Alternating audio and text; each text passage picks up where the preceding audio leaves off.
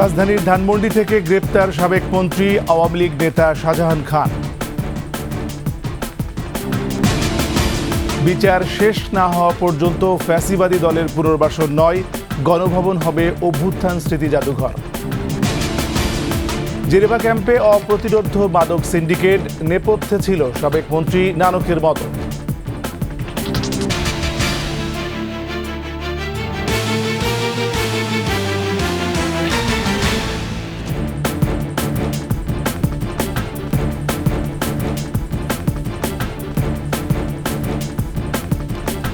শুনছিলেন first security ইসলামী bank PLC সংবাদের শিরোনাম।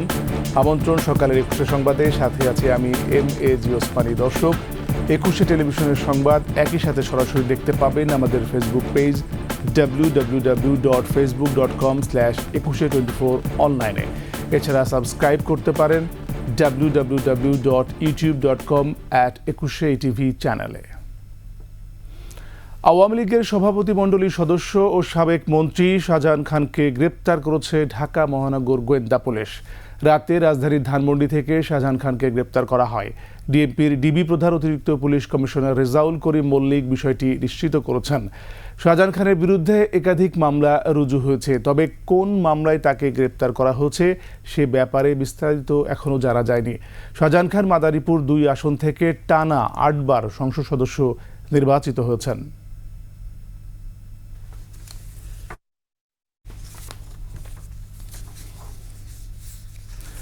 বিচার কাজ শেষ না হওয়া পর্যন্ত ফ্যাসিবাদী দলের পুনর্বাসন নয়, পাবে না কোনো কার্যক্রম চালানোর সুযোগও। এছাড়া গণভবনকে জনগণের জন্য উন্মুক্ত করে গণ অভ্যুত্থান স্মৃতি জাদুঘর করা হবে।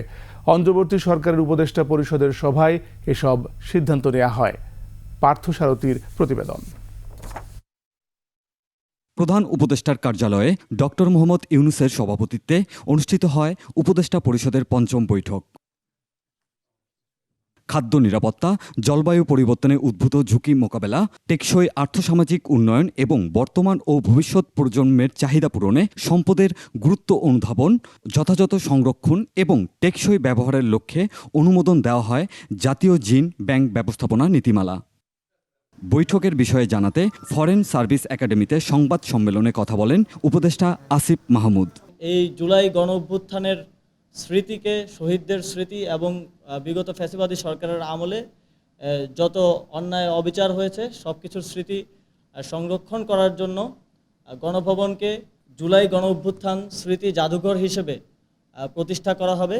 আমরা মনে করি বিচারের আগ পর্যন্ত, সম্পূর্ণ বিচার নিশ্চিত না হওয়া পর্যন্ত ফ্যাসিবাদীদের পুনর্বাসনের আর কোনো সুযোগ নেই। তিনি আরও বলেন, ছাত্র জনতার গণ অভ্যুত্থানে শহীদদের তালিকা হচ্ছে। প্রধান উপদেষ্টা ডক্টর মোহাম্মদ ইউনূস শহীদ পরিবারের সদস্যদের সঙ্গে সম্মেলন করবেন। অতি সত্বর মাননীয় প্রধান উপদেষ্টা এবং উপদেষ্টা মণ্ডলীর সদস্যবৃন্দ শহীদ পরিবারের সাথে একটি সাক্ষাৎ করবেন। একটা শহীদ পরিবারদেরকে নিয়ে একটি সম্মেলন করার ব্যাপারে সিদ্ধান্ত গৃহীত হয়েছে। এছাড়া বাংলাদেশ জাতীয় ক্রিকেট দলের পাকিস্তানের বিপক্ষে টেস্ট সিরিজ জয়ে আনুষ্ঠানিক অভিনন্দন প্রস্তাব করেছে উপদেষ্টা পরিষদ। বিসিবিকে শুভেচ্ছা ও অভিনন্দন জানিয়ে অভিনন্দন প্রস্তাব গৃহীত হয়েছে। পার্থসারথী, 21 টেলিভিশন, ঢাকা। নয় কোনো বৈষম্য আর নয় কোনো স্বৈরাচারের দুঃশাসন। হাসিনা পতনের মাস পূর্তিতে ছাত্র জনতার শহীদি মার্চ কর্মসূচিতে এমনই স্লোগানে মুখরিত হয়ে ওঠে ঢাকার রাজপথ। ছাত্র জনতার দাবি, সকল নাগরিকের সমান অধিকার নিশ্চিতের পাশাপাশি সব দুর্নীতিবাজদের বিচারের আওতায় আনতে হবে। পাশাপাশি বিচার করতে হবে স্বৈরশাসক শেখ হাসিনারও। মফিউর রহমানের রিপোর্ট।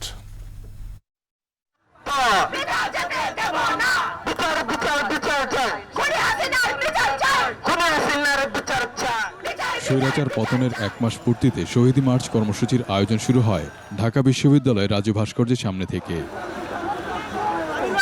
রাজধানীর বিভিন্ন এলাকা থেকে ছাত্র জনতার সাথে যোগ দেয় বিভিন্ন স্কুল, কলেজ, বিশ্ববিদ্যালয়ের শিক্ষার্থীরা। সম্মিলিত কণ্ঠে উচ্চারিত হতে থাকে স্বৈরাচার বিরোধী স্লোগান, হাতে হাতে উঠতে থাকে লাল সবুজের পতাকা, চোখে মুখে নতুন বাংলাদেশ বিনির্মাণের প্রত্যয়।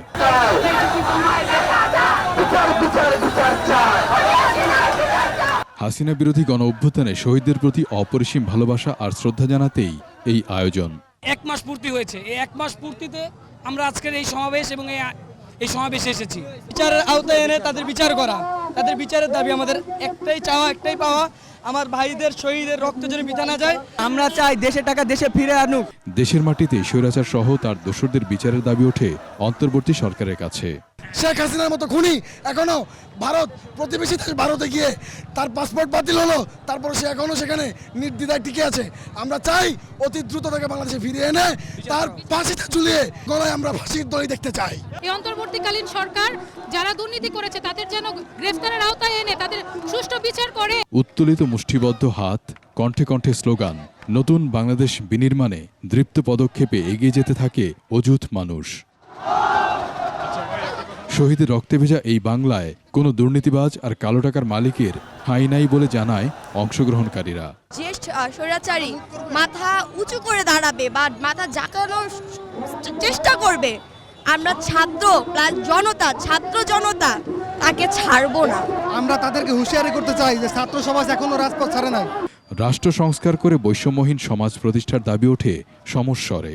আমাদের আন্দোলনের মূল লক্ষ্য ছিল সকল প্রকার বৈষম্য দূরীকরণে। এই রাষ্ট্র হবে জনতার রাষ্ট্র। এই রাষ্ট্রে অবশ্যই কোনো বৈষম্য থাকবে না এবং দল মত নির্বিশেষে সকল মানুষ এখানে সমভাবে রাজনৈতিক চর্চা করার অধিকার রাখবে। রাজধানীর বিভিন্ন সড়ক প্রদক্ষিণ শেষে কেন্দ্রীয় শহীদ মিনারে এসে শেষ হয় শহীদি মার্চ। মফিউর রহমান, 21 টেলিভিশন, ঢাকা। নিচে সংবাদ বিরতি, যখন ফিরছি তখন অন্যান্য খবরের সঙ্গে আরও থাকবে।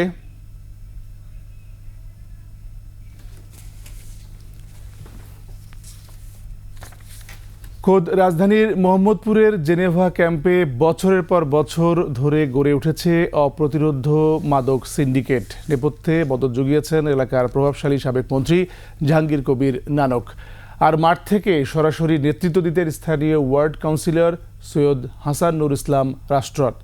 এসবের প্রতিবাদ জানালেই যাকে তাকে উল্টো ফাঁসানো হতো মাদক সংক্রান্ত যে কোনো মিথ্যা মামলায়।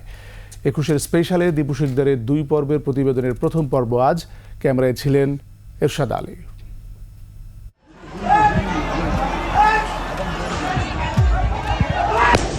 বৈষম্য বিরোধী ছাত্র আন্দোলনের সময় জেনেভা ক্যাম্পের বাসিন্দাদের উপর এভাবেই নির্বিচারে গুলি চালায় নানক রাষ্ট্রনের পোষ্য ক্যাডার জাম্বো।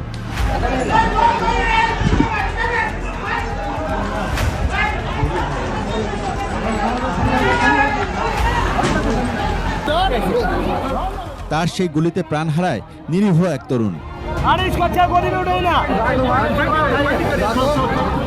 আমাদের যে এখানে এমপি ছিল নানক আর আমাদের এই যে ছিল রাষ্ট্রন, এদের পক্ষেরা ছেলে, আমাদের ক্যাম্পেরও ছেলে, এদেররা এখানে গুলি বর্ষণ করছে আর তার জন্য আমার ভাগনাকে লাগলো আর সে মারা গেল।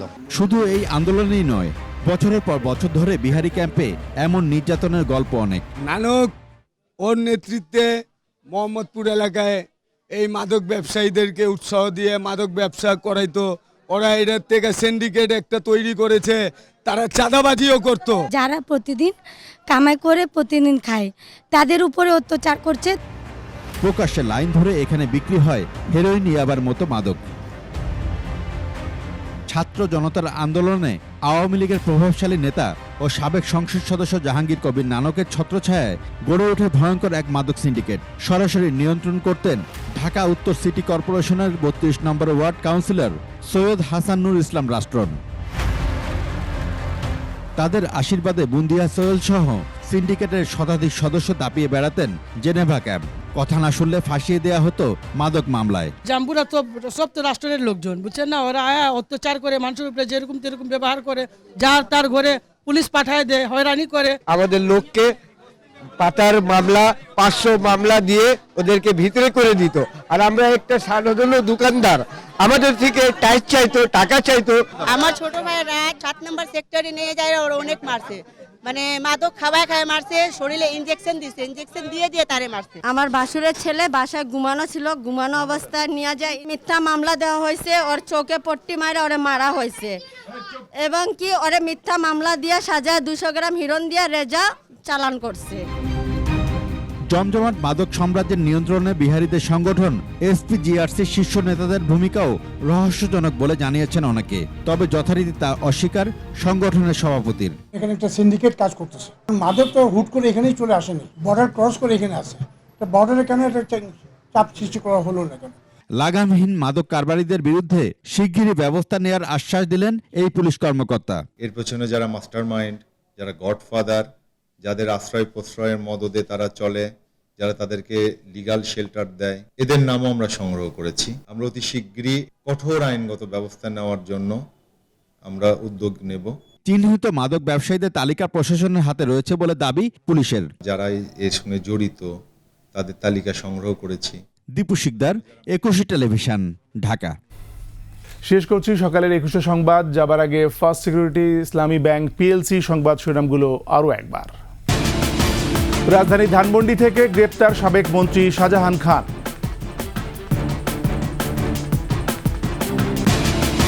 বিচার শেষ না হওয়া পর্যন্ত ফ্যাসিবাদী দলের পুনর্বাসন নয়, গণভবন হবে অভ্যুত্থান স্মৃতি জাদুঘর।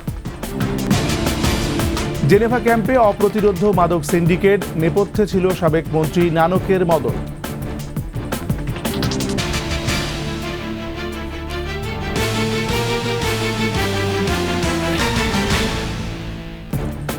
সর্বশেষ সংবাদ জানতে ডায়াল করুন 202 নম্বরে আর ভিজিট করুন 21-tv.com ওয়েবসাইটে। এছাড়া ফেসবুকে ভিজিট করতে পারেন www.facebook.com/2124 অনলাইনে।